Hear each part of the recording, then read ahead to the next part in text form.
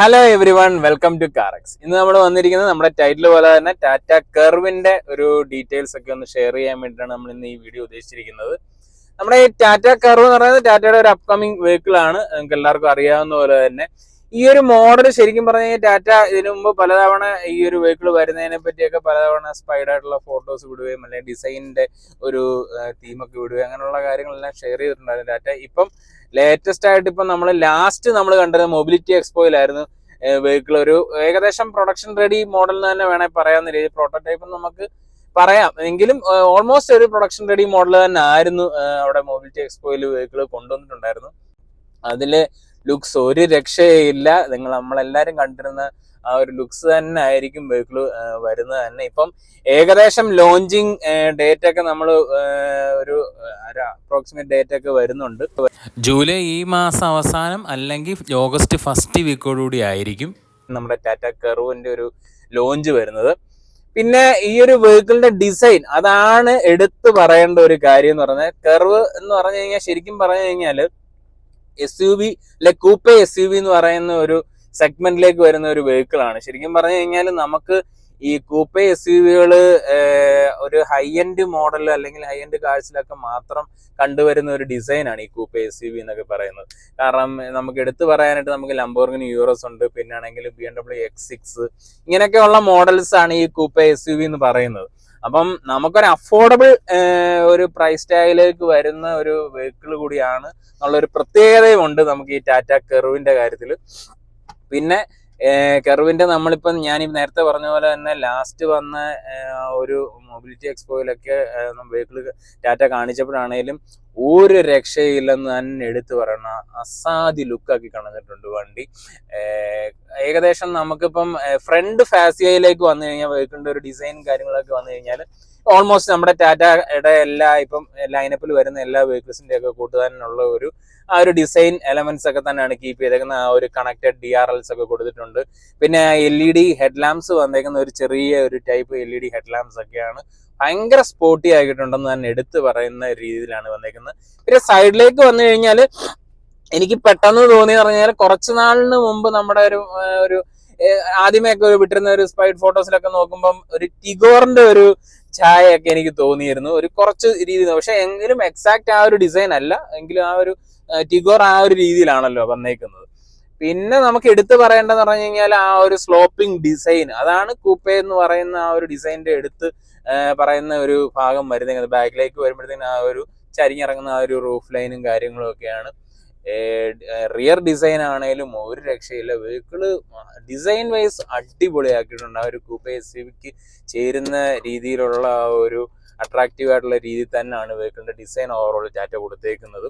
പിന്നെ നല്ല ഒരു ഗ്രൗണ്ട് ക്ലിയറൻസ് വെഹിക്കിൾ കണ്ടാൽ നമുക്കൊരു കൂപ്പെ SUV എന്ന് പറയുമ്പോൾ ആ SUVയുടേതായ മാനറസും കൂടെ കൊടുക്കേണ്ടതുകൊണ്ട് തന്നെ അത്യാവശ്യം നല്ലൊരു ഗ്രൗണ്ട് ക്ലിയറൻസ് വെഹിക്കിളിന് ടാറ്റ പ്രൊവൈഡ് ചെയ്തിട്ടുണ്ടെന്നാണ് എനിക്ക് തോന്നുന്നത്. ഏകദേശം ഒരു 200 to 210 mm ഗ്രൗണ്ട് ക്ലിയറൻസ് ഉറപ്പായിട്ട് എനിക്ക് തോന്നുന്നത് ടാറ്റ കെർവിൽ ഉണ്ടായിരിക്കും.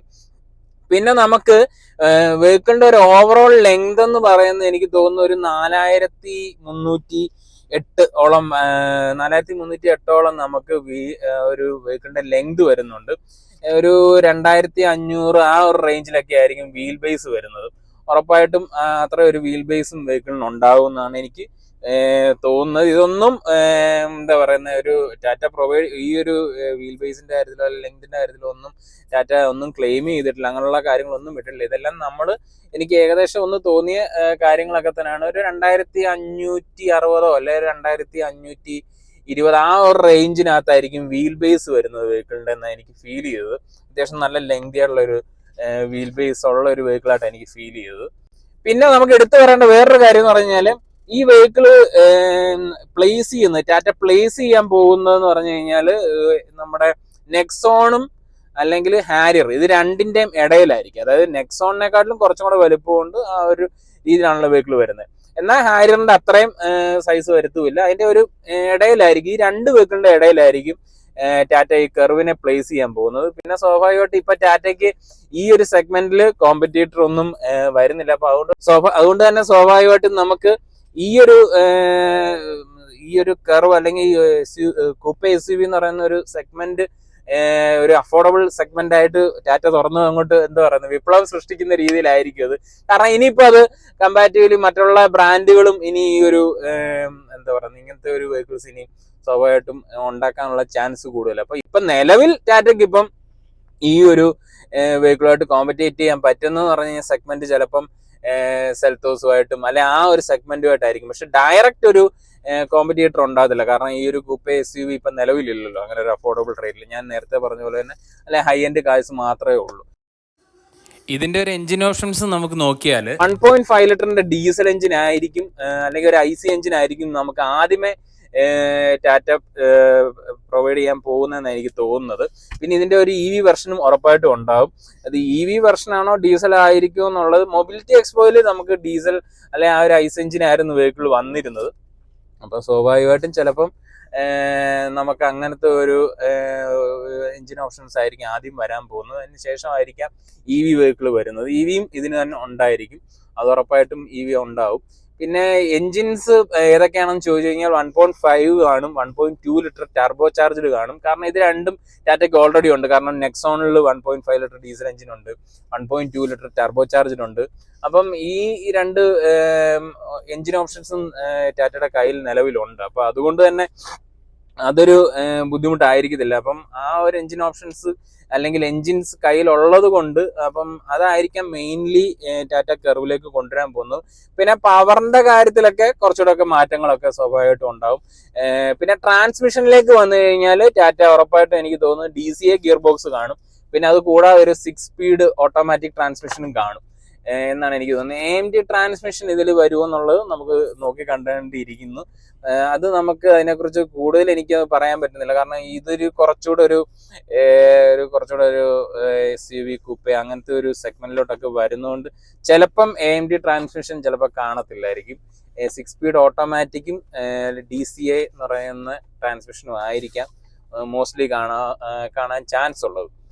പിന്നെ നമുക്ക് എടുത്തു പറയേണ്ടത് ഇതിനകത്ത് ഫീച്ചേഴ്സ് വൈസ് നോക്കി കഴിഞ്ഞാൽ നമുക്കിപ്പം ആസ് യൂഷ്വൽ നമ്മുടെ ടാറ്റയുടെ വെഹിക്കിൾസിലൊക്കെ വരുന്ന 10.25 ഇഞ്ചിന്റെ സ്ക്രീന് അങ്ങനെയുള്ള കാര്യങ്ങളെല്ലാം എല്ലാ ഫീച്ചേഴ്സും കാണും. പിന്നെ ഒരു വെറൈറ്റി ആയിട്ട് എനിക്ക് തോന്നി മൊബിലിറ്റി എക്സ്പോയിൽ കൊണ്ടുവന്ന വെഹിക്കിളിലാണെങ്കിലും നമുക്ക് ഈ ഒരു സീറ്റിന്റെ ഭാഗത്തു നിന്നായിരുന്നു നമുക്ക് അതിന്റെ സീറ്റ് ബെൽറ്റ് കൊടുത്തിരുന്നത്. അപ്പൊ അങ്ങനെയൊക്കെയുള്ള വെറൈറ്റി സാധനങ്ങളൊക്കെ ഉറപ്പായിട്ടും ഇതിൽ പ്രതീക്ഷിക്കാം. അതായത് സീറ്റിൽ തന്നെ അറ്റാച്ച് ചെയ്തിട്ടുള്ള ഒരു രീതിയിലുള്ള ഒരു സീറ്റ് ബെൽറ്റ് ആയിരുന്നു നമ്മുടെ ഈ ഒരു കർവിനകത്ത് വന്നിരുന്നത്. അതൊക്കെ എന്തായാലും കീപ്പ് ചെയ്യും.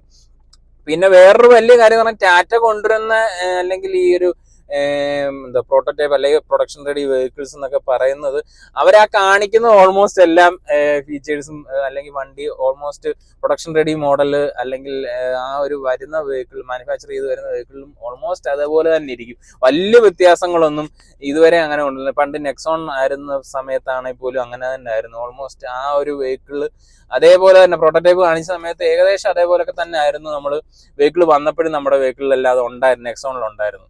പിന്നെ ഇതിന്റെ പ്ലാറ്റ്ഫോം വരുന്നത് ആൽഫ ആയിരിക്കും. കാരണം നെക്സോണിന്റെ തന്നെ പ്ലാറ്റ്ഫോമിലായിരിക്കും വരുന്നത്. ഒമേഗ ആർക്കാണ് നമ്മുടെ ഹാരിയറിൽ വരുന്നത്. ഇതിൽ എനിക്ക് തോന്നുന്നത് ആൽഫ എന്ന് പറയുന്ന പ്ലാറ്റ്ഫോം ആയിരിക്കും വെഹിക്കിളിൽ വരുന്നത്. ആ ഒരു പ്ലാറ്റ്ഫോം സത്യത്തിൽ പറഞ്ഞു കഴിഞ്ഞാൽ നമുക്ക് ഈ നെക്സോണിൽ ഉണ്ടായിരുന്ന ഈ ഒരു പ്ലാറ്റ്ഫോം ആണെങ്കിലും പണ്ട് ഇൻഡിക്ക വിസ്ത എന്ന് പറയുന്ന ഒരു മോഡൽ ഉണ്ടായിരുന്നു. അപ്പൊ ആ മോഡലിൽ നിന്നാണ് ശരിക്കും പറഞ്ഞാൽ ഈ ഒരു പ്ലാറ്റ്ഫോം എടുത്തത്. പിന്നീട് കാലാനുസൃതമായ ഒരുപാട് മാറ്റങ്ങൾ ആ പ്ലാറ്റ്ഫോമിൽ വരുത്തിയിട്ടുണ്ട്. അങ്ങനെയാണ് ഇപ്പൊ ആൽഫ എന്ന് പറയുന്ന പ്ലാറ്റ്ഫോം വന്നേക്കുന്നത്. ഈ ഒരു പ്ലാറ്റ്ഫോം തന്നെ ആവാനാണ് ടാറ്റ കെർവിന്റെ കാര്യത്തിലും ഉള്ള ചാൻസസ് ഉള്ളത്. പിന്നെ EVയിലേക്ക് വരുമ്പോഴത്തേക്കിന് നമുക്ക് ആക്റ്റീവ് പ്ലാറ്റ്ഫോം അവർക്ക് ഓൾറെഡി ഉണ്ടല്ലോ, ഡെഡിക്കേറ്റഡ് ആയിട്ടുള്ള EV പ്ലാറ്റ്ഫോം ഓൾറെഡി ഉള്ളതുകൊണ്ട് ആ ഒരു പ്ലാറ്റ്ഫോമിൽ തന്നെ ആയിരിക്കും നമ്മുടെ കെർവ് വരുന്നത്.